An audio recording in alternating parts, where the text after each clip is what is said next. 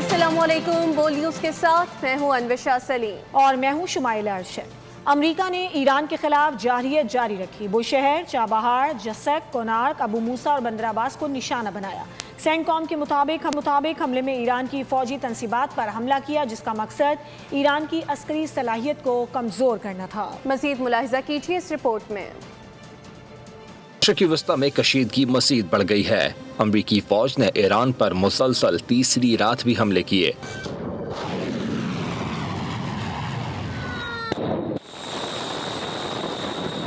Saint کام نے تفصیلات جاری کر دیں، جس کے مطابق امریکی افواج نے ایران کے مختلف فوجی اہداف پر نئے حملے مکمل کر لیے ہیں۔ بیان کے مطابق ساحلی دفاعی نظام، میزائل، ڈرون اور بحری تنصیبات کو نشانہ بنایا گیا۔ بوشہر، چابہار، جسک، کونارک، ابو موسیٰ اور بندر عباس میں کارروائیاں کی گئیں۔ ایرانی خبر رساں ایجنسی مہر کے مطابق امریکی حملے میں جنوب مغربی صوبے امیدیہ کو بھی نشانہ بنایا گیا۔ مقامی حکام کا کہنا ہے کہ حملے میں کم از کم 4 افراد زخمی ہوئے ہیں۔ حکام کے مطابق زخمیوں کو طبی امداد دی جا رہی ہے۔ حملے سے ہونے والے نقصان کی مکمل تفصیلات ابھی سامنے نہیں آئیں۔ خطے میں بڑھتی کشیدگی کے باعث صورتحال بدستور تشویشناک ہے۔ امریکی حملوں پر ایران نے پھر جوابی وار کیا۔ ایران نے بحرین میں امریکی فوجی اہداف پر بڑے حملوں کا دعویٰ کیا ہے۔ بحرین نے فضائی حملے ناکام بنانے کا اعلان کیا، جبکہ اردن نے بھی میزائل مار گرانے کا دعویٰ کیا ہے۔ امریکی جارحیت کے جواب میں ایران نے آپریشن نصر 2 لانچ کیا۔ دوسری لہر کے دوران بحرین میں امریکی فوجی تنصیبات کو میزائل اور ڈرون حملوں کا نشانہ بنایا گیا۔ ان کے مطابق اسلحہ گودام، سیٹلائٹ کمیونیکیشن سینٹر اور امریکی فوج کے زیر استعمال ایک عمارت کو نشانہ بنایا گیا۔ پاسداران انقلاب کا دعویٰ ہے کہ بحرین میں امریکی بحری کے 5th فلیٹ ہیڈ کوارٹر پر بھی حملہ کیا گیا۔ بیان کے مطابق ایندھن کے ٹینکوں میں آگ لگ گئی۔ ایران نے پیٹریوٹ اور دیگر ریڈار سسٹمز کو تباہ کرنے کا بھی دعویٰ کیا ہے۔ اس کے علاوہ پاسداران انقلاب نے آبنائے ہرمز میں 2 ٹینکرز کو ناکارہ بنانے کا بھی دعویٰ کیا۔ ایران کے مطابق ٹینکرز نے وارننگ نظر انداز کی اور ممنوعہ راستے سے گزرنے کی کوشش کی۔ پاسداران نے خبردار کیا کہ دشمن سے تعاون عالمی توانائی بحران کو بڑھا سکتا ہے۔ ادھر بحرین کے شاہ میڈیا مشیر نبیل الاحمد نے دعویٰ کیا کہ فضائی دفاعی نظام نے ایرانی حملوں کو ناکام بنا دیا۔ انہوں نے کہا تمام فضائی اہداف کو تباہ کر دیا گیا۔ اردن کی خبر رساں ایجنسی کے مطابق اردنی فضائی حدود میں داخل ہونے والے 4 ایرانی میزائل مار گرائے گئے۔ اس سے قبل ایرانی میڈیا نے دعویٰ کیا تھا کہ اردن میں ایک فوجی ایئر بیس کو نشانہ بنایا گیا ہے۔ آبنائے ہرمز پر فیس اب امریکہ لے گا۔ صدر ٹرمپ نے بڑا اعلان کر دیا۔ انہوں نے خود کو آبی گزرگاہ کا محافظ قرار دیا۔ کہا کہ تحفظ کے عوض 20% معاوضہ لیا جائے گا۔ ڈونلڈ ٹرمپ کے اعلان پر عباس عراقچی کا طنزیہ ٹویٹ بھی سامنے آیا۔ ایرانی وزیر خارجہ نے 20% فیس کو زیادتی قرار دیا اور کہا کہ کفایتی فیس کے لیے ہم سے رابطہ کریں۔ میں ایران سے امان چاہیے تو امریکہ کو معاوضہ دیں۔ امریکی صدر نے خطے کے ممالک پر واضح کر دیا، کہا تحفظ دیں گے تو قیمت لیں گے۔ Yeah, I want to be reimbursed because we're protecting a very rich portion of the world. We're spending money. And so what we've done is we are going to be reimbursed for protection. We're protecting by the countries that we're helping. For instance, you look at the 5 countries. You have Saudi Arabia, UAE, you have Qatar, Bahrain. And by the way, you have others. You have Kuwait and you have others. Which has tremendous amounts of oil that we control. امریکی صدر کے بیان پر ایرانی وزیر خارجہ سے رہا نہ گیا۔ عباس عراقچی نے چپتا ہوا ٹویٹ کر ڈالا، کہا امریکی صدر درست کہہ رہے ہیں، آبنائے ہرمز میں جو بھی تحفظ فراہم کرے گا وہ فیس لے گا۔ ایران ہمیشہ سے ہرمز کا محافظ رہا ہے، ایسے میں 20% فیس بہت زیادہ ہے، ہمارے دام مناسب ہوں گے۔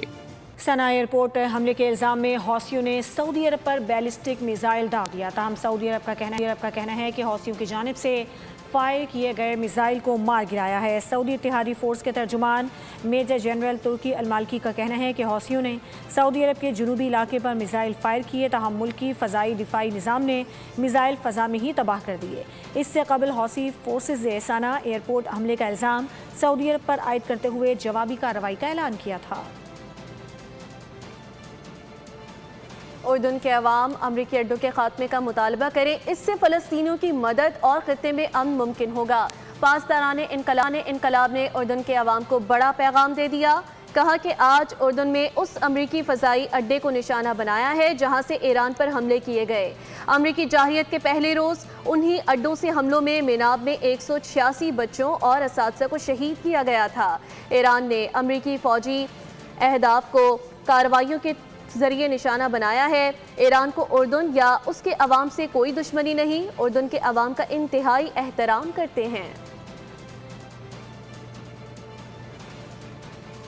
امریکہ اور ایران کے درمیان کشیدگی میں اضافہ، عالمی منڈی میں تیل کی قیمتوں کو پڑ لگ گئے۔ عالمی منڈی میں تیل کی قیمتوں میں دو روز میں تقریباً 11% اضافہ ریکارڈ کیا گیا۔ برینٹ خام تیل کی قیمت 13% اضافے کے بعد $86.87 فی بیرل تک پہنچ گئی۔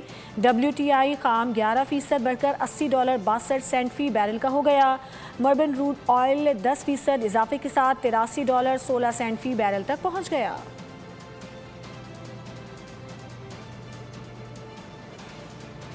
خبروں میں آگے بڑھیں گے، خبر شامل کریں گے کراچی سے، جس کے ولیکا اسپتال میں استعمال شدہ سوئیوں کے مبینہ استعمال سے 81 بچوں میں HIV کی تصدیق کا ہولناک انکشاف ہوا ہے۔ اس سنگین واقعے کے باوجود اسپتال انتظامیہ تاحال غفلت کی نیند سو رہی ہے اور بیک یارڈ میں خون آلود روئی، ڈرپ سیٹس اور طبی فضلہ بدستور موجود ہے، جس سے مزید خطرناک امراض پھیلنے کا خدشہ ظاہر کیا جا رہا ہے۔ سندھ ہیلتھ کیئر کمیشن کی مجرمانہ خاموشی اور عدم کارروائی نے اس کی کارکردگی پر سنگین سوالات کھڑے کر دیے ہیں۔ ناظرین کو بتائیں، کراچی کے ولیکا اسپتال میں استعمال شدہ سوئیوں کے مبینہ استعمال سے 81 بچوں میں HIV کی تصدیق کا ہولناک انکشاف ہوا ہے، لیکن اس سنگین واقعے کے باوجود اسپتال انتظامیہ تاحال غفلت کی نیند سو رہی ہے۔ بیک یارڈ میں خون آلود روئی پائی گئی ہے، جس سے مزید خطرناک امراض پھیلنے کا خدشہ ظاہر کیا جا رہا ہے۔ کراچی میں رینجرز پر حملے کے ذمہ دار اور سہولت کار بے نقاب ہو گئے۔ وزیر داخلہ سندھ ضیاء الانجار نے IG سندھ، ایڈیشنل IG اور SSP CTD کے ہمراہ نیوز کانفرنس کی۔ کہا کہ دہشت گردوں میں سے 3 کا تعلق افغانستان سے تھا۔ حملے کی پوری منصوبہ بندی افغانستان میں کی گئی۔ دہشت گردوں کو تمام ہدایات افغانستان سے مل رہی تھیں۔ دشمن نے کراچی میں عدم استحکام پیدا کرنے کے لیے ایک ناکام کوشش کی۔ پاکستان رینجرز سندھ کی کیمپ پر 4 دہشت گردوں نے حملہ کیا۔ ان 4 دہشت گردوں میں سے 3 دہشت گرد افغانی تھے، جبکہ ایک باجوڑ کا رہائشی تھا۔ دہشت گردوں کے تمام ہینڈلرز افغان سرزمین سے ان کو ہدایت دے رہے تھے۔ 3 دہشت گرد موقع پر مار دیے گئے اور ایک کو زخمی حالت میں گرفتار کیا گیا۔ حملے میں ملوث سہولت کاروں کے نیٹ ورک کو بے نقاب کر دیا ہے۔ سیکیورٹی فورسز نے مؤثر کارروائیوں کے دوران مزید 2 دہشت گردوں کو جہنم واصل کر دیا ہے۔ سیکیورٹی ذرائع کے مطابق دہشت گردوں کی گاڑی کو بھی کامیابی سے نشانہ بنایا گیا ہے اور سیکیورٹی فورسز کی مؤثر کارروائیوں کے نتیجے میں خارجی دہشت گردوں کو بھاری نقصان بھی اٹھانا پڑا۔ آپریشن شابان میں جہنم واصل ہونے والے دہشت گردوں کی مجموعی تعداد 85 ہو گئی ہے۔ 5 جولائی سے اب تک آپریشن شابان اور دیگر انٹیلیجنس بیسڈ آپریشنز میں مجموعی طور پر 123 خارجی دہشت گرد جہنم رسید ہو چکے۔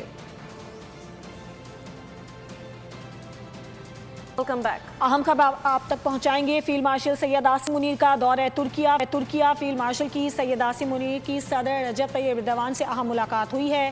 ISPR کے مطابق ملاقات میں پاکستان اور ترکی کے درمیان دفاعی تعاون مزید بنانے پر اتفاق کیا گیا ہے۔ اس حوالے سے مزید کیا تفصیلات ہیں؟ سلمان آوان نمائندہ خصوصی ہمیں جوائن کر چکے ہیں، ان سے جانیں گے۔ سلمان، بتائیے گا اہم ملاقات کے حوالے سے۔ جی بالکل، اہم ملاقاتیں ہوئی ہیں۔ سب سے پہلے میں بات کروں فیلڈ مارشل کے دورے کا مقصد دونوں برادر ممالک کے درمیان اسٹریٹجک اور دفاعی تعلقات کو مزید مضبوط بنانا ہے۔ ترکیہ پہنچنے پر جس طرح سے فیلڈ مارشل سید عاصم منیر کا شاندار استقبال کیا گیا ہے، وہ پاکستان اور ترکی کے درمیان گہرے برادرانہ اسٹریٹجک تعلقات کا مظہر ہے۔ ترک صدر کے ساتھ ان کی ملاقات ہوئی، ترک وزیر برائے قومی دفاع کے ساتھ ان کی ملاقاتیں ہوں اور ان تمام ملاقاتوں میں ایک طرف تو خطے کی بدلتی ہوئی صورتحال کے اوپر تبادلہ خیال کیا گیا اور اس کے ساتھ ساتھ جو معاملات ہیں پاکستان اور ترکی کے درمیان دفاعی تعلقات کے حوالے سے، سلامتی کے شعبے میں تعاون کے حوالے سے ان کے اوپر بھی تفصیلی تبادلہ خیال کیا گیا۔ اس کے ساتھ ہی جو ترک جنرل اسٹاف ہیڈ کوارٹرز کا دورہ ہے فیلڈ مارشل کا، وہ اس بات کو ظاہر کرتا ہے کہ کس طرح سے پاکستان اور ترکی کی مسلح افواج کے درمیان جو تعلقات ہیں ہر لیول کے اوپر وہ کس قدر مضبوط ہیں۔ اس کے علاوہ ان کی وہاں پر جنرل سلجوق بابر اختار اوغلو سے بھی ملاقات ہوئی، جس کے اندر پیشہ ورانہ امور کے اوپر تبادلہ خیال کیا گیا اور خاص طور پر دونوں ممالک کی جو مسلح افواج ہیں اس میں تعاون کے اوپر بھی بات کی گئی۔ فیلڈ مارشل سید عاصم منیر کو ترک مسلح افواج کا جو اعلیٰ ترین اعزاز ہے वो भी अता किया गया। और इस मौके के ऊपर इस बात पर इत्तेफाक पाया गया कि पाकिस्तान और तुर्की के दरमियान, खास तौर पर मुसल्लह अफवाज के दरमियान दिफात और सलामती की शोबों के अंदर, तरबियत की शोबों के अंदर ताउन को फरोग दिया जाएगा। इसके अलावा उन्होंने अंकरा में अनित कबीर, जो कि मुस्तफ़ा कमाल अतातुर्क का मज़ार है, वहाँ पर भी हाजिरी दी। और ये दौरा जो है ISPR का कहना है कि ये पाकिस्तान और तुर्की के दरमियान दिफाई शराकतदारी को मजीद मजबूत बनाने के अज़्म का इयादा करता है। जी, अहम मुलाकात के डिटेल्स आपने शेयर की सलमान, बहुत शुक्रिया। Chairman peoples party Bilawal Bhutto Zardari की अपील पर भारत की आबी जाहिरियत के खिलाफ एहतजाजी रैलियों और धरनों में अवाम की बड़ी तादाद शरीक हुई। शुरका का कहना था कि दरियाए सिंध के तहफ़्फ़ुज़ के लिए हर जमहूरी और आइनी फोरम पर जिद्दोजहद जारी रखी जाएगी।